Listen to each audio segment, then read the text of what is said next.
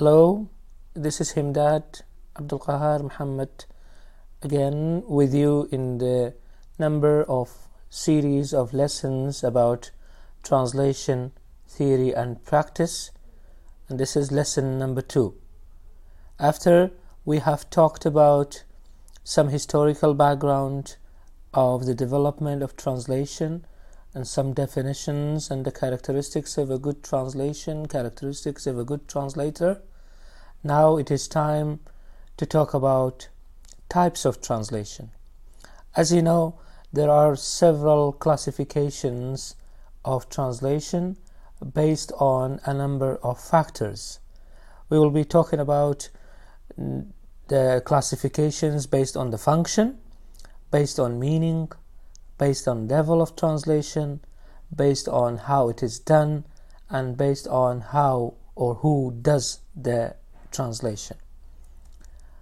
If we talk generally about translation, we can classify them into 3 distinct types: human translation, mechanical translation, and computer-aided translation.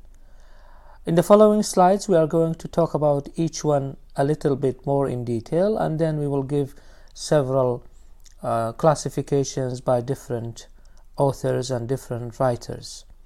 If we come to talk about human translation, the first branch of the types, we can see that human translation can be divided into 2 subtypes, and they are written translation and oral translation. If we take written translation, for instance, it becomes again non-literary translation and literary translation.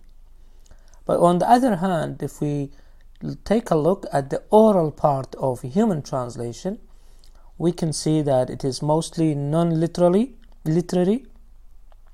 and this has also several subdivisions like consecutive translation, simultaneous translation, split sight translation, and maybe sometimes audio-visual translation as well.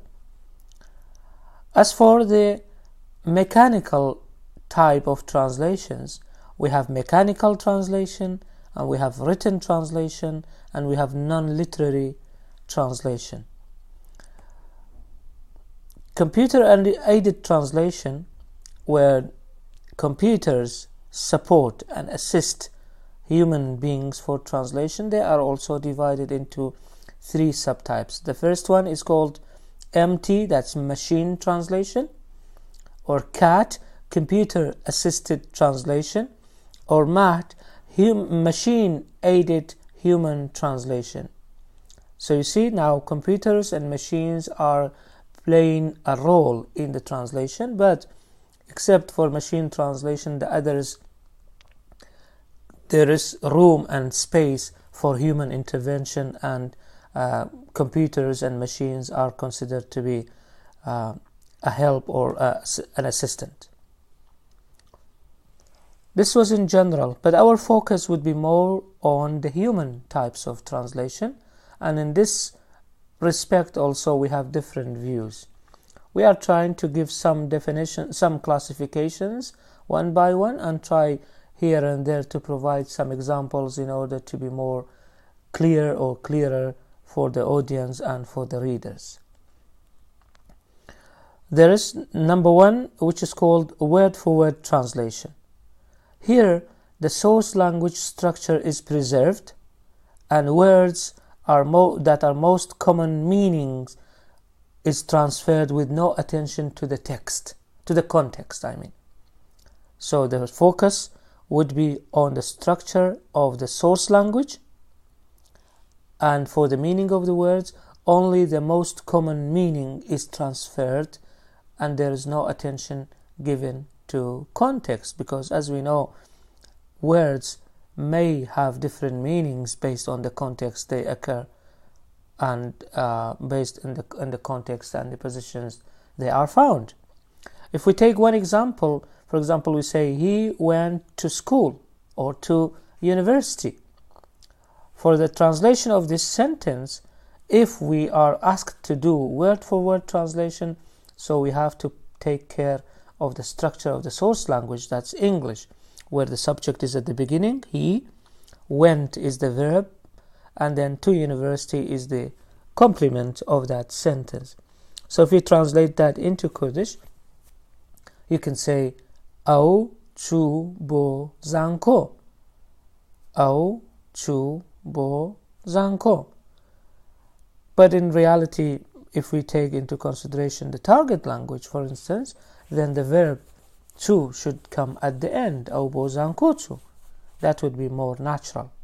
But that's one of the types of translation, word for word. The second type that we are going to talk about would be called literal translation.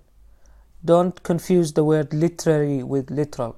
By literal, we mean now the source language grammatical constructions are converted to their nearest target language equivalents.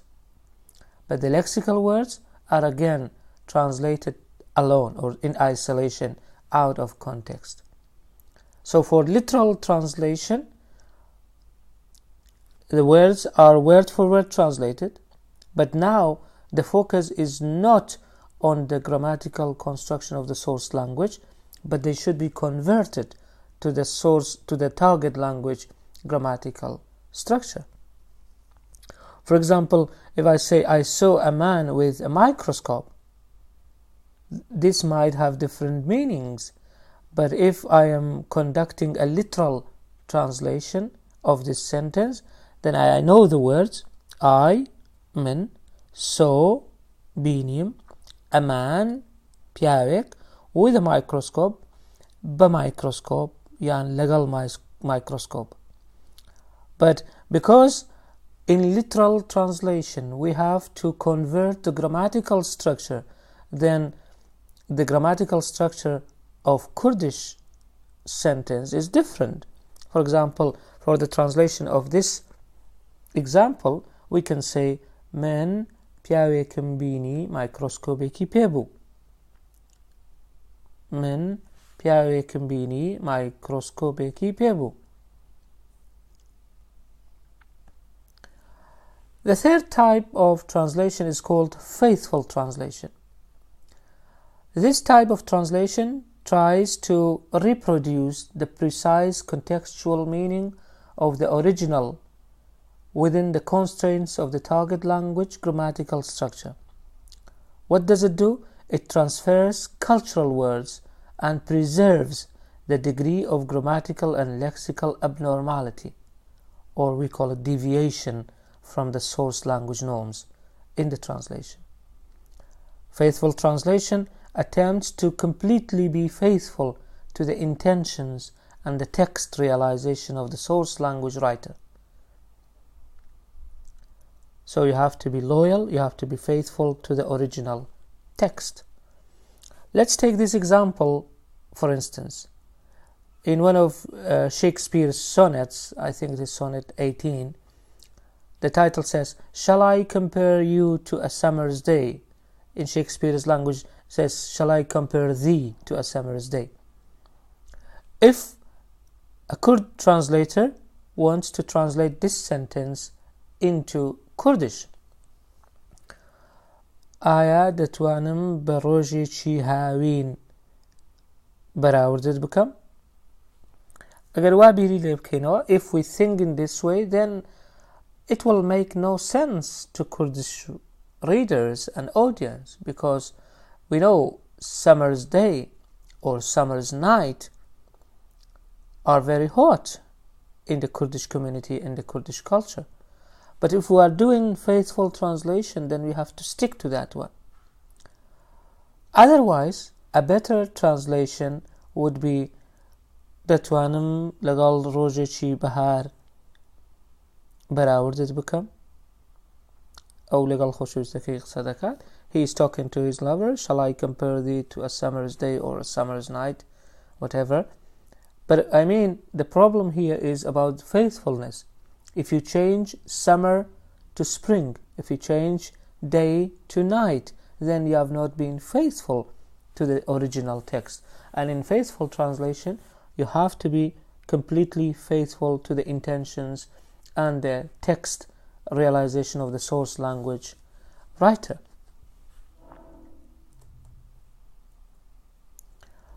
The fourth type is called semantic translation. Semantic translation differs from faithful translation only in as far as it must take more account of the aesthetic value of the source language text, compromising on the meaning where appropriate so that no assonance, no wordplay or repetition is in the final version skipped. It may translate less important cultural words by culturally neutral third or functional terms, but it's not by cultural equivalence.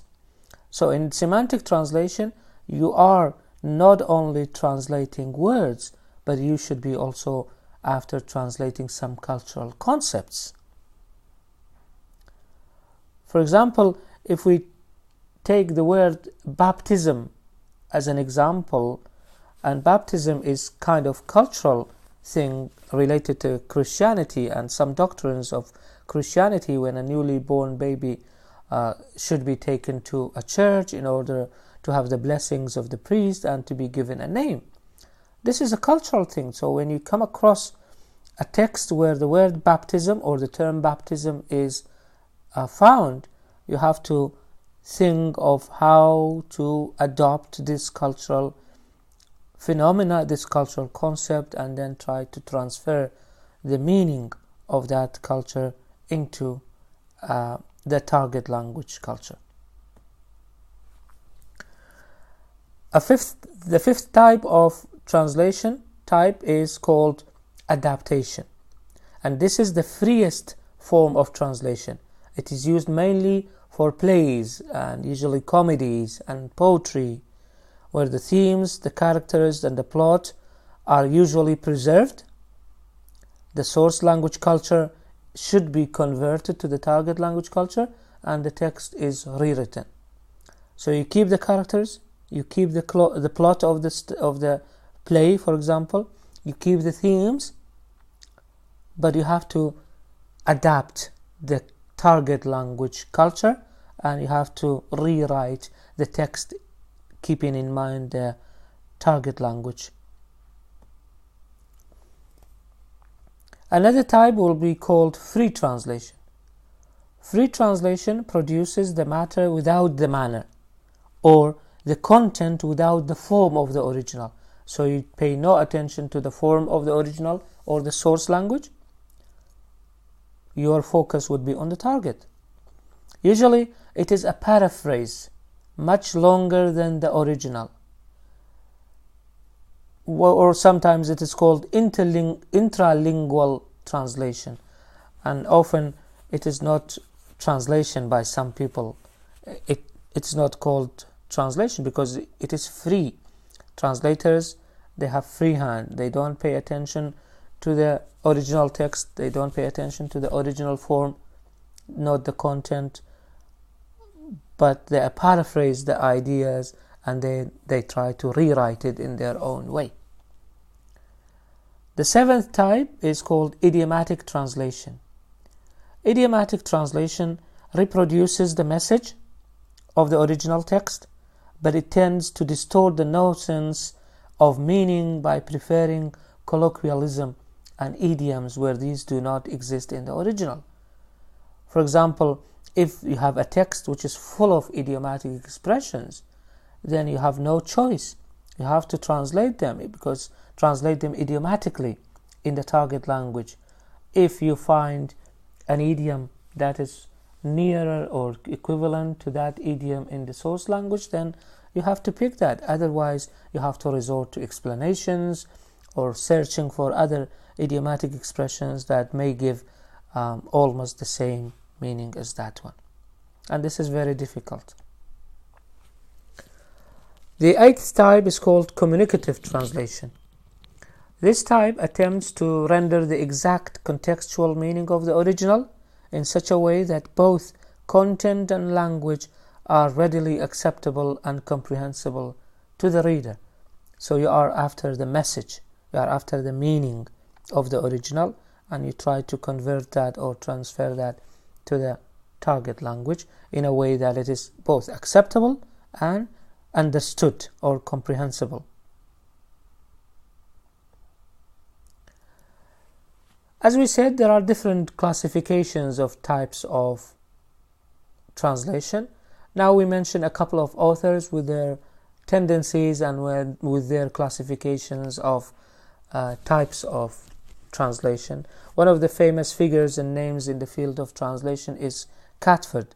Catford classifies translation based on extent, based on level, and based on rank of translation. According to Catford, depending on the extent of the source language text submitted to the translation process, translation can be divided into full translation or partial translation. But depending on the levels of the language involved in translation, then translation could be called total translation or restricted translation. And depending on the rank in grammatical hierarchy at which translation equivalence is established, translation can be classified into rank-bound translation or rank-free translation. This is by Catford. Jacobson is also very famous in the field of translation, and he distinguishes three types of translation. The first, he calls it intralingual translation, or sometimes called rewording. That is an interpretation of verbal signs by means of other signs in the same language. Interpretation of verbal signs by means of other signs in the same language. The second type, Jacobson calls it interlingual translation or translation proper. That is an interpretation of verbal signs by means of signs of a different language, between languages. The third type is called translation of verbal signs, which is by means of signs of non-verbal sign systems. Verbal sign systems into non-verbal sign systems. House in 1977 classifies translation into two main types. He calls them overt translation and covert translation. By overt translation, the receiving reader knows that the text is a translation and recognizes that it is bound to the course culture. While covert translation, all commercial, scientific, diplomatic translation come under this category. There is no difference between the source language text and the target language text, for the source language text is not bound to a specific culture. It is as if there were a single text in two languages. So there is 100% match between the two, between the source language and the target language. Finally, Peter Newmark is also very famous in the field of translation. He classifies 11 different types of translation. The first one, he calls it communicative translation, which seeks to achieve the same effect on the reader of the source language and target language, and its quality can sometimes be even better than that of the original, because you want to communicate the message. Second, he calls it semantic translation, which seeks to restore the exact meaning of the original. It follows the syntax and the vocabulary of the source. However, it sometimes violates the standards of the target language text, and usually the quality may be lower than that of the original. The third type is called information translation, which reproduces the referential contents but not the style nor the form. It extends from paraphrase to summary. The fourth type, according to Newmark, is called formal translation. This one reproduces the form without the content. So the focus would be on the form of the original text, not the content. Number 5 is called full prose translation. This one reproduces the form without the formal sound effect that accompanies the original text. 6 is called interlinear translation. This type is a word-for-word translation which takes no account of the context and does not pay attention to context and preserves the word sequence of the source language. 7th type is called literal translation. This is a translation of all the words of the source text and without paying attention to context, but there should be respect of the syntactic structures of the translation. So the syntactic structure is preserved. 8th type is called stylistic translation. This type is rendering of the original text, which involves working at the high level of elegance in the target language. So you pay attention not only to the form, not only to the context, but also to the elegance or to the eloquency level of the target language. 9th type would be analytical translation. This one transposes the structure and gives only the most normal meanings of the lexicon. Language learning in the first stage of a semantic translation. So you take only the most normal meanings of the vocabulary of the words that are found in that text. 10th type is called imitation, and this is near to what we call partial translation.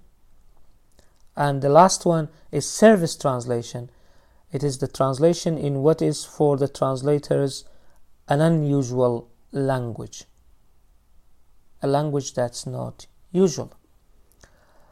Now, after being exposed to so many types of translation and different classifications by different writers and different authors in the field of translation, now your assignment or a good question would be posed here for you is which type of classification you prefer.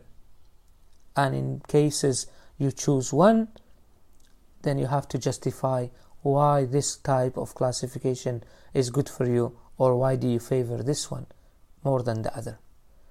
Thank you very much, and wait for the other lessons in the translation module, translation theory and practice. Thank you for your attention and for your listening.